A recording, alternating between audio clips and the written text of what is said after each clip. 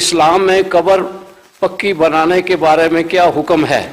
نہیں بنانی چاہیے. کیا اس بات کی اجازت ہے کہ قبر کو پکا بنایا جائے یعنی اوپر سے پختہ کر دی جائے؟ قبر میں بتاتا ہوں. حضور برائے مہربانی اس کی وضاحت. قبر پختہ نہیں بنائی جاتی، قبر کچی ہوتی ہے. لیکن بعض قبروں کی حفاظت کے لیے قبر کچی بنا کر اس کے اوپر پختہ عمارت تعمیر کر دی جاتی ہے تاکہ کسی کو وہ توفیق نہ ملے کہ اس قبر کی بے عزتی کر سکے.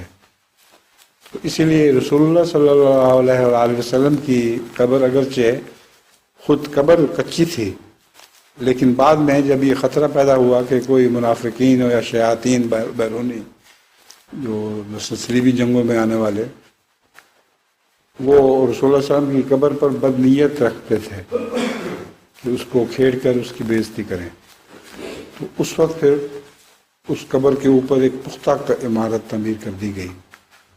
تو قبریں اپنی ذات میں کچی تھیں اس کے نیچے، مگر ان کو حفاظت کی خاطر ان کے اوپر پختہ عمارت تعمیر کی گئی.